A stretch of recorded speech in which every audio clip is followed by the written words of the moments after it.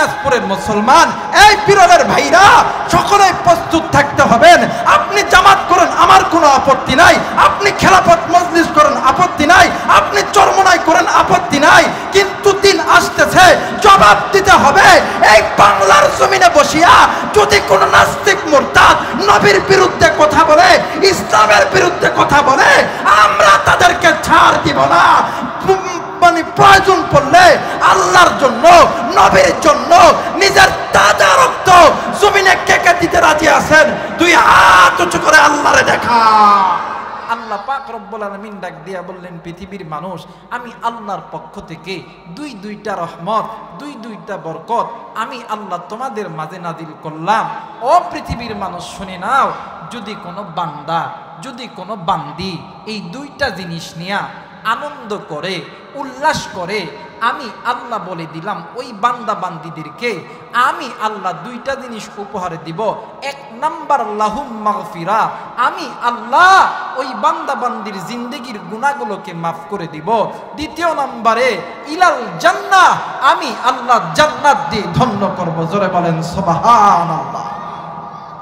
মুসলমান ভাইরা আমার, বন্ধুগণ, আল্লাহ রাব্বুল আলামিন ডাক দিয়ে বললেন, নবী গো,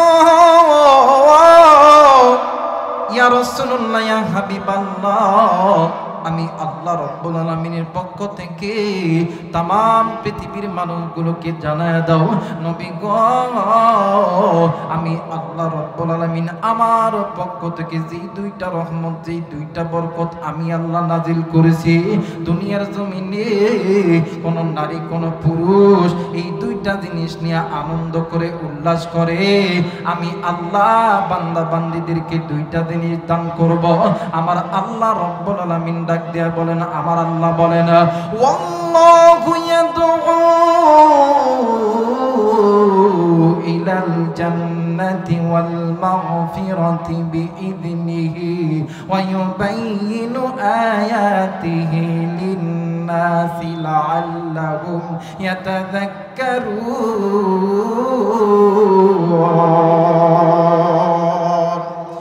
আল্লাহ বললেন, নবী গো, ইয়া রাসূলুল্লাহ, ইয়া হাবিবাল্লাহ, এক নম্বরে আমি আল্লাহ ওই বান্দা বান্দির জিন্দেগির গুনাহ মাফ করব।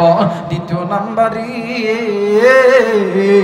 আমি আল্লাহ ওই বান্দা বান্দিদেরকে আমি আল্লাহ জান্নাত দিয়ে ধন্য করব। একটু আওয়াজ করে বলেন সুবহানাল্লাহ। আমার মেয়েরা, আমার বন্ধুগণ, কিন্তু বড় আফসোসের বিষয় হইল, আল্লাহর পক্ষ থেকে যে দুইটা রহমত আজকে মুসলমান স্ত্রী লয়া আনন্দ করে, আজকে মুসলমান সন্তান লয়া আনন্দ করে, আজকে মুসলমান দল নিয়ে আনন্দ করে, আজ মুসলমান কোরআন নিয়ে আনন্দ করতে চাই না, নবী নিয়ে আনন্দ করতে চাই না। আল্লাহর এই জমিনে ইসলামী শাসন কায়েম করতে মুসলমান সামনের দিকে আসি না। কথা বলেন ঠিক কিনা? আর এই জন্য মুসলমান নবী নিয়ে, কোরআন নিয়ে আনন্দ করতে পারি না বিদায় কিছু রামবাম চ্যাটার্জি মুখার্জির বাচ্চারা আমার নবীকে নিয়ে কটূক্তি করার সাহস পায়। কথা বলেন ঠিক কিনা? কিন্তু মনে করা দরকার, যাদের অন্তরের ভিতরে, যাদের কলবের ভিতরে ঈমান নামক সম্পদ আছে, এই বান্দা বান্দির সামনে যদি আল্লাহকে নিয়ে, নবীকে নিয়ে, কোরআনকে নিয়ে, ইসলামী আন্দোলন নিয়ে কটূক্তি করলে ঈমানদার কোনোদিন এক যারা পরিমাণ ছাড় দিবে না। কথা বলেন ঠিক কিনা? কিন্তু এই বাংলাদেশে কত আশেকে রাসূল দেখলাম, কত অমুক পীর, তমুক পীর, অমুক দরবার দেখলাম, রবিউল আউয়াল মাসে জুসনে জুলুস বাহির কইরা কত কি করতেছে, কত মিলাদ পড়তেছে। কিন্তু হায় আফসোস, আজকে ভারতের জমিন থেকে এই হিন্দু রামবাম চ্যাটার্জি মুখার্জির বাচ্চারা আমার নবীর বিরুদ্ধে কথা বলে, আর ওরা মিলাদ পড়ায় আর জিলাপি খায়। কথা বলেন ঠিক কিনা? এর দ্বারাই বোঝা যায় কারা মুসলমান আর কারা মুসলমান না, কারা নবীকে ভালোবাসে আর কারা নবীকে ভালোবাসে না। কথা বলেন ঠিক কিনা? কিন্তু এই বাংলাদেশে ইসলামের বিরুদ্ধে যখন কথা বলেছে, কোরআনের বিরুদ্ধে যখন কথা বলেছে, নবীর খতমে নবুয়তের বিরুদ্ধে কথা বলেছে, বাংলাদেশের ভিতরে জামাতে ইসলাম, হেফাজতে ইসলাম, খেলাফতে মজলিস, চরমোনাই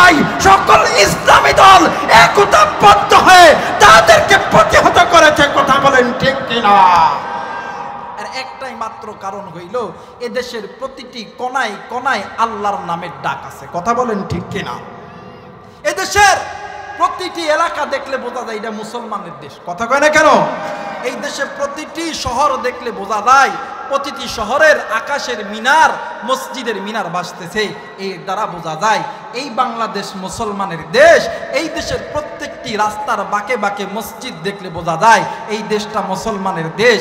কারণ এই দেশে আল্লাহু আকবারের সুরেই সূর্য ওঠে, আল্লাহু আকবারের সুরেই সূর্য ডোবে। কোন বাতিল নাস্তিকদের কথাই আল্লাহর সূর্য ওঠে না। কথা বলেন ঠিক কিনা? এদেশে আল্লাহু আকবারের সুরে সূর্য ওঠে, এদেশে আল্লাহু আকবারের সুরে সূর্য ডোবে।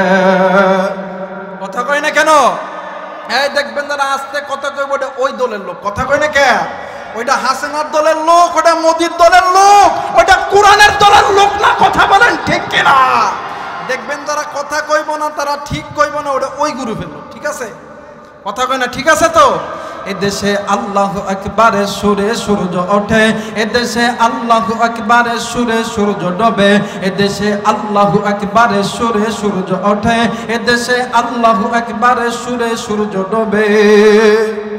কথা কয় না কে? কথা কয় না কে? বাদান এই কথাগুলো বললে কি গুনাহ হবে?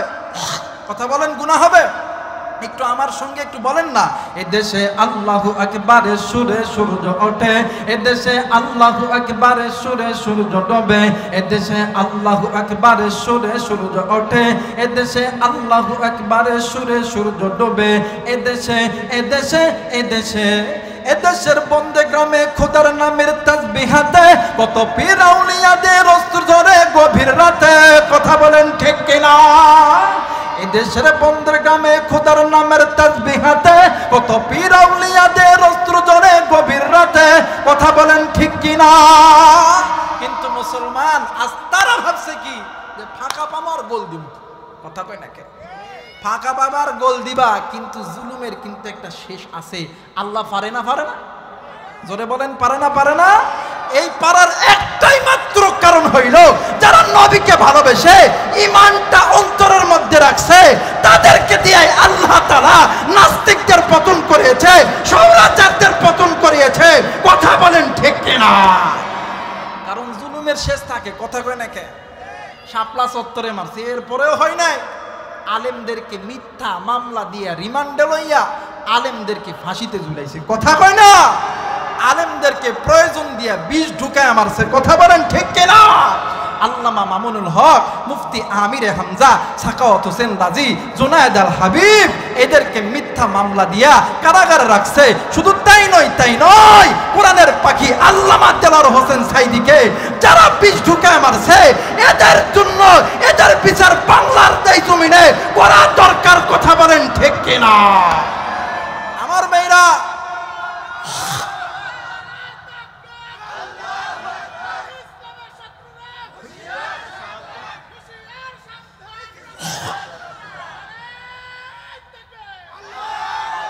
নবীর মুহাব্বত আল্লাহর পক্ষ থেকে রহমত নামক যে দুইটা জিনিস আল্লাহ নাজিল করছে, এই দুইটা জিনিসকে মুহাব্বত না করলে যারা করে না এরা ইসলামী আন্দোলন করতে পারে না। যারা এই দুইটা জিনিস নিয়ে আনন্দ করে এরাই তো দুনিয়ার জমিনে ইসলামী আন্দোলন কায়েম করে। চাই সেটা খেলাফত হোক, চাই সেটা জামাতে ইসলাম হোক, চাই সেটা ছাত্র আন্দোলন হোক, চাই সেটা হেফাজতে ইসলাম হোক। কথা বলেন ঠিক কিনা? কারণ সাহাবায়ে কেরাম নবীর প্রেমেই জীবন দিয়েছে। কথা কয় না কে?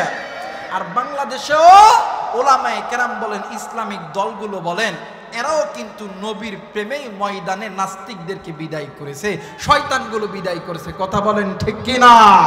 পালারে পালা, জলদি পালা, নইলে তোদের গলে ঝুলবে তালা। পালারে পালা, জলদি পালা, নইলে তোদের গলে ঝুলবে তালা।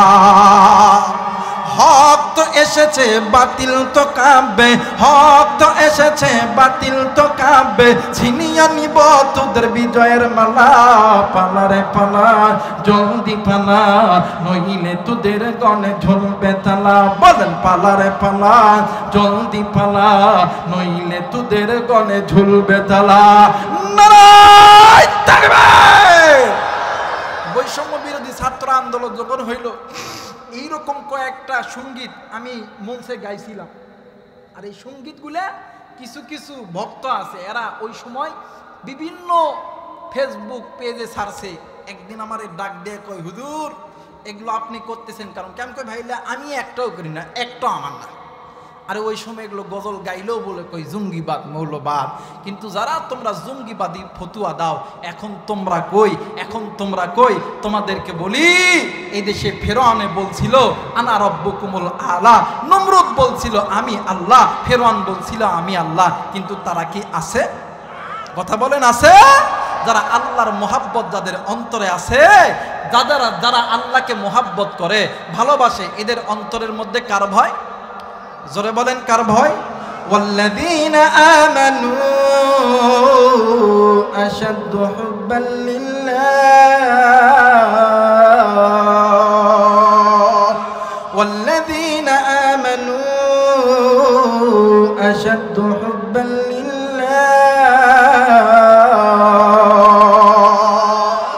ঈমানদারদের অন্তরের মধ্যে কার ভয়? আল্লাহর ভয়। যারা নবী নিয়া, কোরআন নিয়া, যারা রহমতের দুইটি জিনিস নিয়ে আনন্দ করে, এদের অন্তরে কি রবের ভয়? কথা কয় না কে? রবের ভয় না রবের ভয়? রবের ভয়। আর এদের কাছে যতই হামলা মামলা দেখ না কেন, এরা আল্লাহকে ভুলবে না, নবীকে ভুলবে না, কোরআন ভুলবে না, এরা জীবন চলে যাবে, ইসলাম ছাড়বে না। এই দিনাজপুরের মুসলমান, এই পীরের ভাইরা, সকলে প্রস্তুত থাকতে হবেন। আপনি জামাত করেন, আমার কোনো আপত্তি নাই। আপনি খেলাফত মজলিস করেন, আপত্তি নাই। আপনি চরমনাই করেন, আপত্তি নাই। কিন্তু দিন আসতেছে, জবাব দিতে হবে। এই বাংলার জমিনে বসিয়া যদি কোন নাস্তিক মুরতাদ নবীর বিরুদ্ধে কথা বলে, ইসলামের বিরুদ্ধে কথা বলে, আমরা তাদেরকে ছাড় দিব না।